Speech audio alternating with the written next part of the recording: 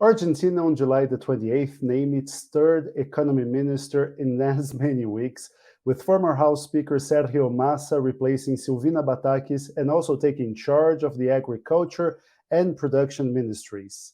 This week, we will explain what the hell is going on with the Argentinian economy, who is this new super minister taking charge, what is his plan to Argentina, and where does the country go from here. I'm Gustavo Ribeiro, editor in chief of the Brazilian Report, and I'll be back in just a second.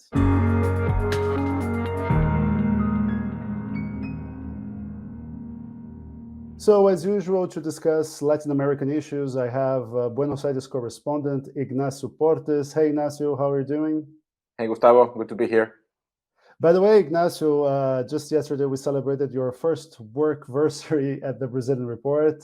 Very glad to have you on our team for this past year. It's been a pleasure. Great to be here. So to celebrate, let's talk about Yeah, your country.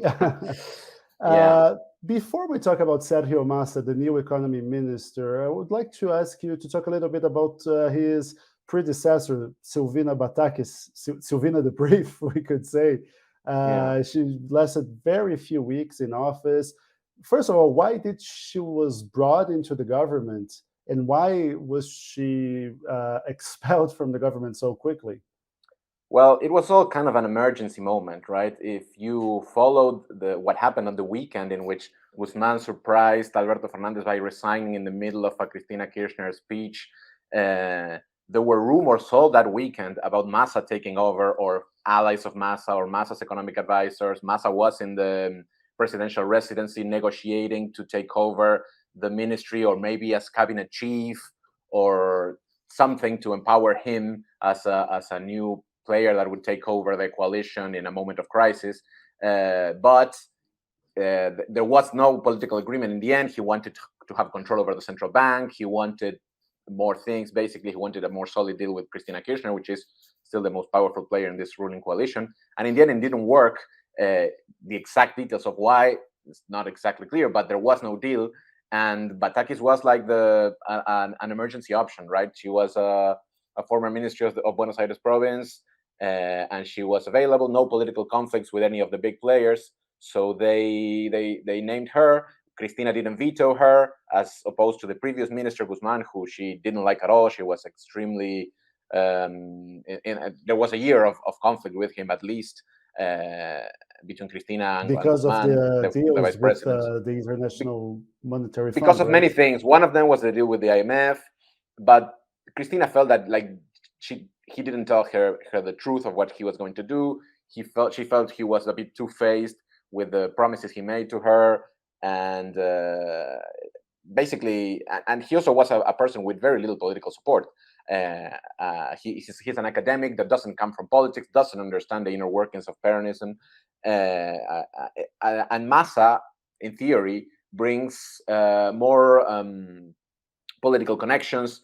He has connections with the U.S., with Wall Street a little bit, and also internally with Argentina, with the ruling within the ruling coalition, and with the opposition too. So Cristina, seeing an emergency situation, really starting to see that the economy is spiraling out of control, she's resigning herself to not be so ideologically dogmatic or strict, and say, okay, maybe Massa is even more right wing than Martin Guzman. He's the guy I fought with for a year. But in this emergency situation, in which the value of the peso is going down every day, with the ministry we just named is not very convincing to anyone, not for the left, not for the right, not for anyone. Maybe I need to name a more solid guy, a more experienced guy, a guy that is really the last shot of the ruling coalition to stabilize the ship and arrive to next year's elections with some chance of uh, of of winning or being competitive. You remember that we talked the last time around how it was looking electorally for Peronism, and it was Mhm. looking pretty bad. But I said there's always a last chance. Maybe they still have a card under the sleeve, and I think this last card is Massa, is naming a guy with more political connections, and maybe that can give some more hope to investors, so that they can arrive to the presidential transition in an orderly fashion and not in the middle of a run against the peso, of a borderline hyperinflation situation, with panic and be completely destroyed at the voting booth. So Massa is like the bet on stabilizing the economy at the moment by Cristina. But Ignacio, one thing that I find odd is that I don't recall hearing you say the name Alberto Fernandez. You Right, talked about the vice president, you talked right. about the new super minister of the economy, but not the president, who is supposed to be the captain of the ship. So I've heard one commentator saying that now the president is the number 3 person in his own government. You would Yes. have Christina Kirchner, the VP, Sergio Massa, and then only then the president. Is this a fair statement, or are people just piling on I think and it's kicking fair. the dog when he's down? Yeah. No, I think it's fair. I mean, yeah, I have, as you can see, I have it very naturalized in my head that I didn't mention Alberto, but it wasn't on purpose. It was just that the people calling the shots here at this moment are Cristina and Massa. Alberto Fernandez was always the weakest player in this ruling coalition of 3 parties of Massa, Cristina, and Alberto Fernandez. He comes from a faction of Peronism that got 3-4% of the votes in elections, and Cristina named him in 2019 as, okay, a middle ground between me and Massa. Let's see if this guy can mend some fences. But in the end, he ended up proving to be indecisive. Like some of the most common cliches about him right now is that he's weak, he's indecisive, he doesn't know what to do, he's lost. That's the kind of thing you hear when people discuss Argentine politics. So I think in the end, she prefers at this moment to have someone that is a bit stronger politically, that even is willing to confront her directly, as he has done in the past. Maybe not take Argentina in the direction she wants, but at least take at one direction. In one direction, exactly. To just and this is very important in a party like Peronism, which is very vertical. It needs a strong leader. It needs some guy who says we're going this way, and then the governors, the lawmakers, everyone aligns and says, okay, this is the way. Because as you know from Peronist history, it can be a very right-wing party, as it was in the 90s. It can be a pretty left-wing party, as it was in the Kirchner decade.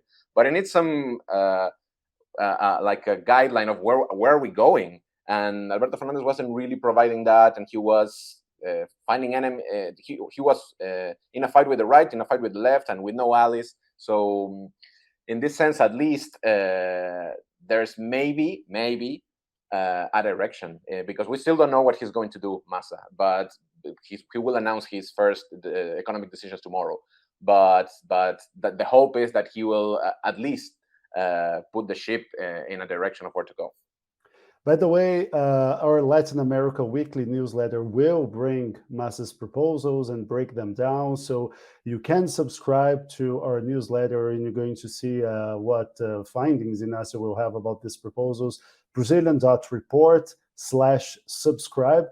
If you are already a subscriber, then you can boost our journalism and donate a cup of coffee, how many you would like to our journalists that will fuel our coffee mugs and keep us with the energy we need to cover countries like Brazil or Argentina. Places you'll never die from boredom, right? But so without getting into specifics about Massa's proposals, like you said, we're still to know exactly what he's going to do. But which direction should we expect him to go? Who is Massa? What he stands for? What he defends? What is his history within this coalition, and why he comes now to be "quote unquote" the savior of the Fernandez administration? Right. So Massa has at least a decade of being in the mainstream of Argentine politics. He was a cabinet chief of the Cristina Kirchner administration for a year when Alberto Fernandez resigned in 2008. Actually, he was the previous cabinet chief. So it's the same players are sometimes recycling a little bit. But the big thing about Massa was that he broke with Peronism in 2013. He formed a dissident faction of the against the Kirchners, and beat them in a famous midterm election in 2013. And that was the start of the beginning of the end for the Kirchner decade. He had some dissonant proposals with what the Kirchners had been putting forward in that decade. He was more tough on crime. He said the government had to be more orderly in its macroeconomic in its administration of the country's economics.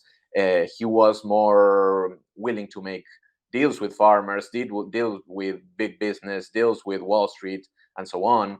And yeah, he was the key to split Peronism in 2013, and opened the door to Macri's win, the anti-Peronist win in 2015.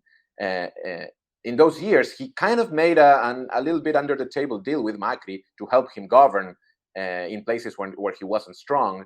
But then eventually he joined forces again with Peronism before this election. So in public image, he's seen like a flip-flopper, right? A little bit like Brazil Central, like a guy that is very opportunistic and some might say pragmatic, but most people today say just opportunistic. So he has very low approval ratings, as most of the ruling coalition does. But he sees this individually as his last chance to really arrive to the presidency, which is he has been his dream for a long time. He came third in the 2015 presidential elections, but it was always his ambition to become president. And like you said, we were talking a few days ago, and you commented with me on our company group chat that people in Argentina are comparing this is Massa's Fernando Henrique Cardoso moment, right? Fernando Henrique Cardoso, who was Minister of the Economy in Brazil in 1994. He headed the project of creating the Brazilian real, which is our currency for the past quarter century. The real was created in a time where Brazil was changing currencies all the time. There's a running joke that we have the effigy of the Republic in our banknotes. And that's because we had so many currencies, there were no longer national heroes to put, otherwise you would mix with previous currencies.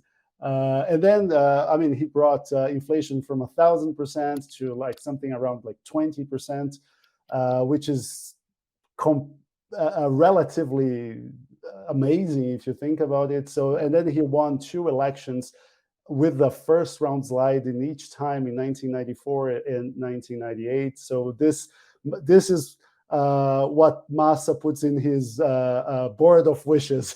Right. That's the optimistic scenario for Massa. That's what he's envisioning. I can be the guy who, without even being an economist, but having always had my own economic plan, my own team of advisors like Cardoso had. Cardoso was also like he was building sociologist. Right, he was a sociologist, but he was building a big team of advisors parallelly to the government. And Massa has been doing that for a while too. And well, he says, this is my political opportunity to take a big challenge at a really bad moment in Argentine economics, with a constant run against the peso, much higher inflation than the region, and so on. And if it works, it's like hitting on the right number on the roulette, right? I take everything.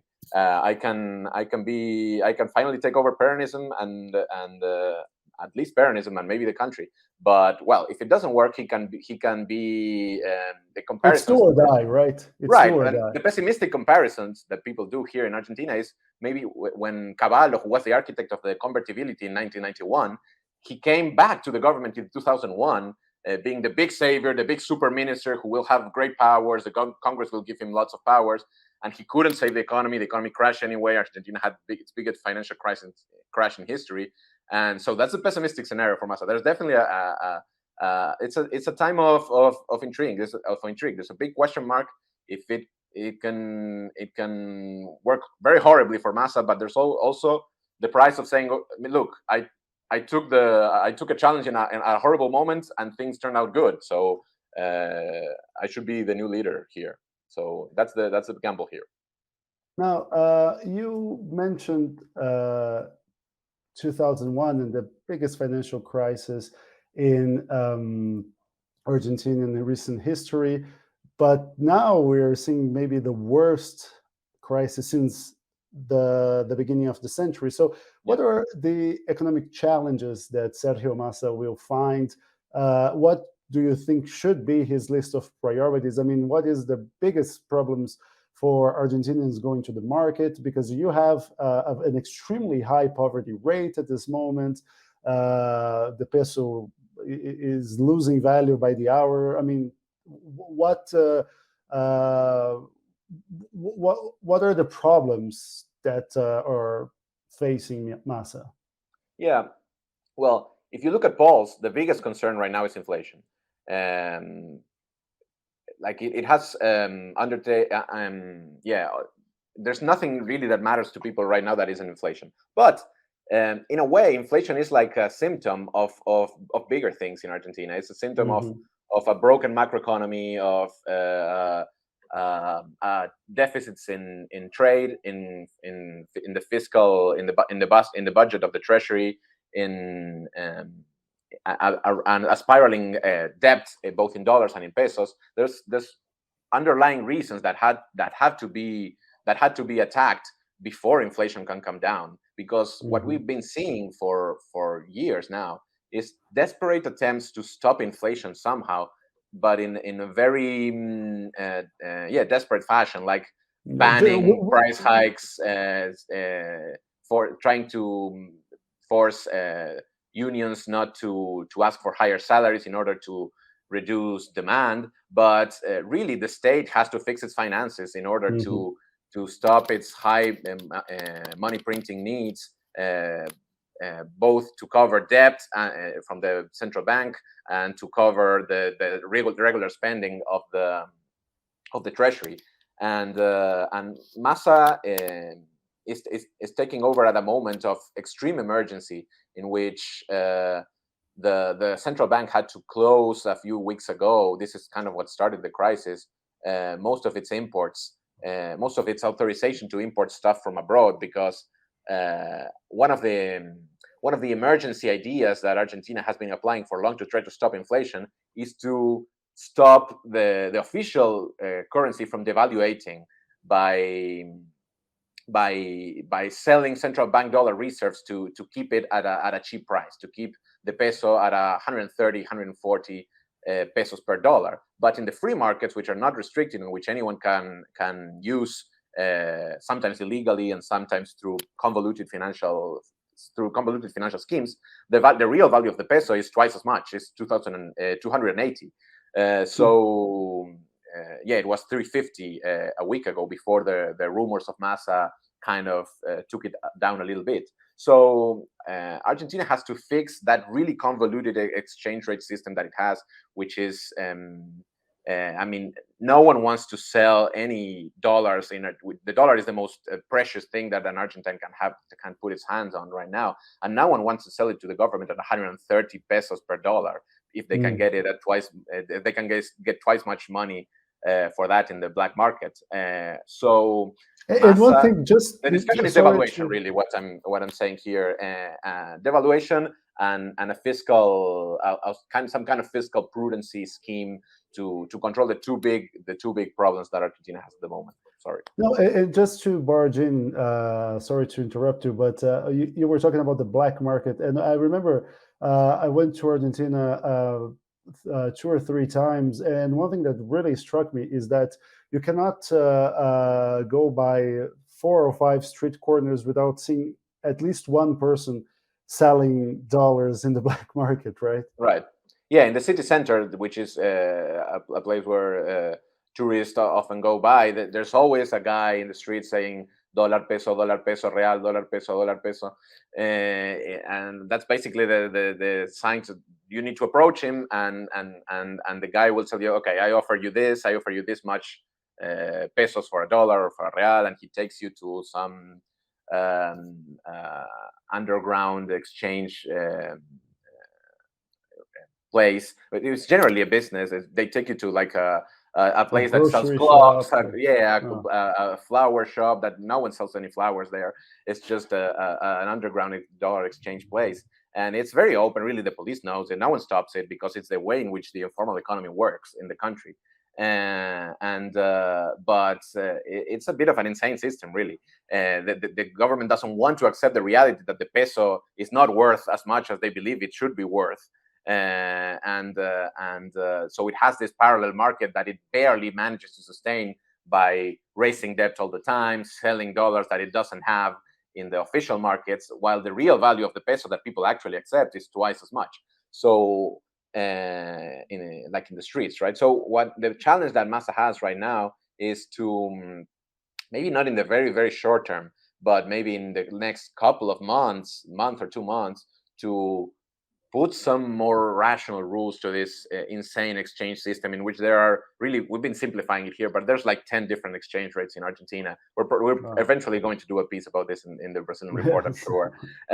But the discussion is maybe just put 2 exchange rates to make it a little bit simpler, and both legal, instead of having 10. And because the maybe having one is would be too much of a strong devaluation at once for people, for this, due to its impact on prices. But the discussion is maybe let's have 2 exchange rates and in the coming months, and maybe let's be a bit more prudent with fiscal spending.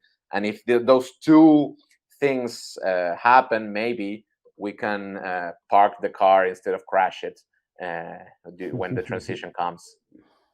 Yeah, and I mean, it seems like nothing is going Argentina's way, because yesterday there was one report by the International Food Policy Research Institute measuring the impacts of the war in Ukraine in food imports and exports, while Latin America was mostly spared from any disruption in food imports. Argentina was actually, in terms of calories it exports, there was a 12% reduction. So, I mean, because agro exports are a big part of Argentina's Yes.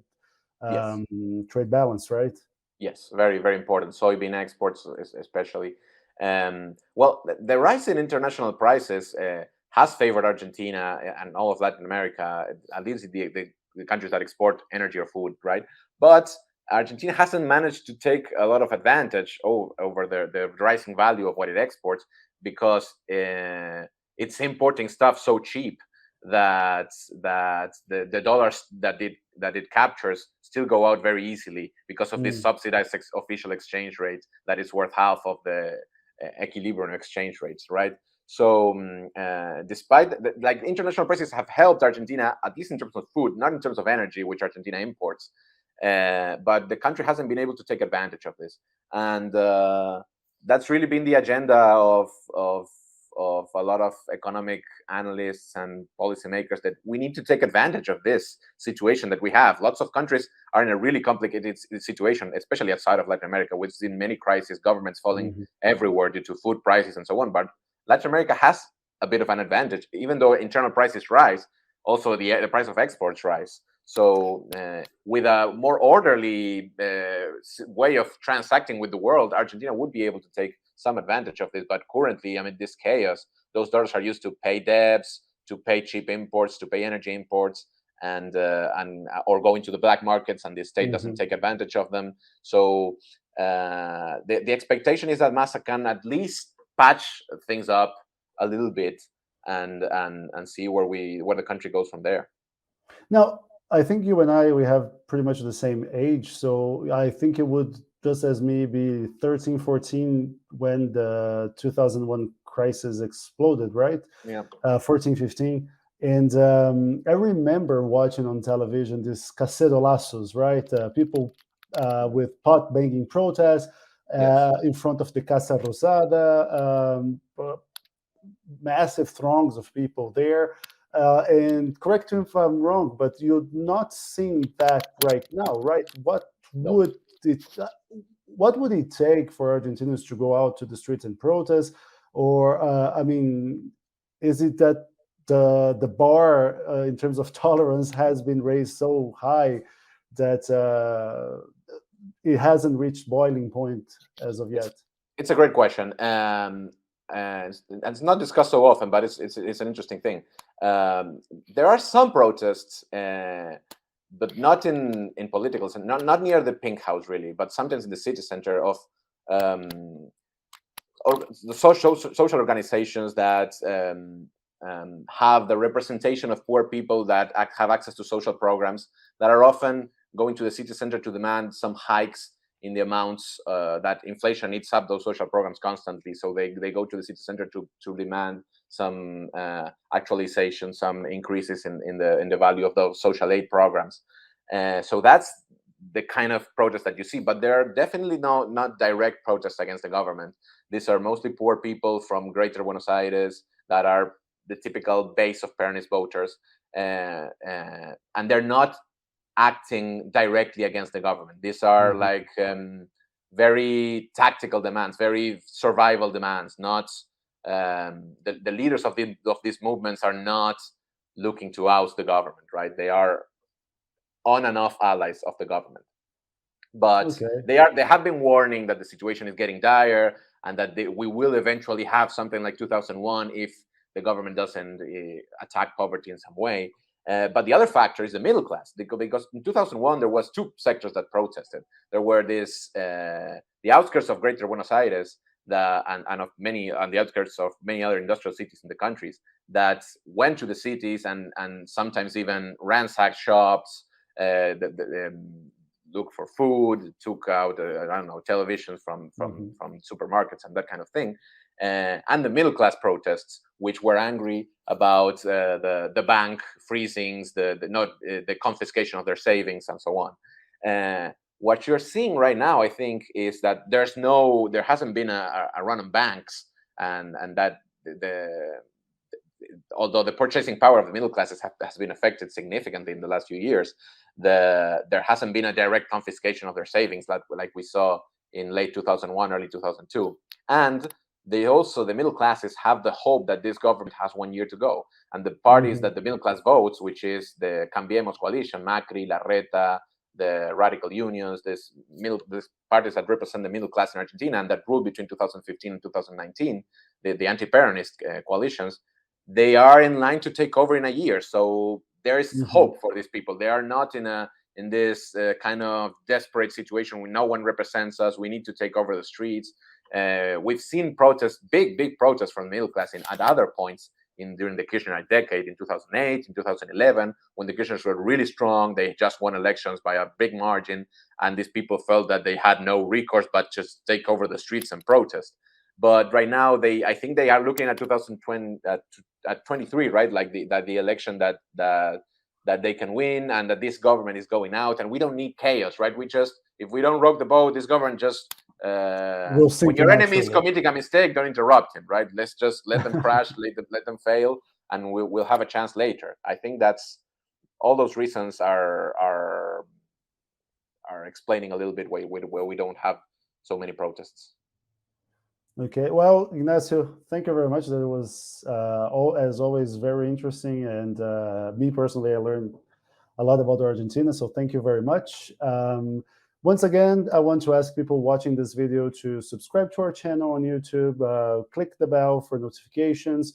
Please also subscribe to the Brazilian Report, which is the journalistic engine behind all of our content. From newsletters to articles to the podcast we have, which goes out every Wednesday, to the videos. We are a subscription-based company, so your subscription keeps us going and growing. If you are already a subscriber, then you can become a member of our Buy Me a Coffee club. We have different content exclusive for Buy Me a Coffee members. From you can see what goes on within our company, new hirings, what is happening to people. You can see how the sausage is done, as we say in journalism. You have exclusive newsletters about Brazilian culture and society. So there's a lot of different content. Just go to buymeacoffee.com/Brazilian Report. Nacho, thank you very much once again, and see you next time. See you next time.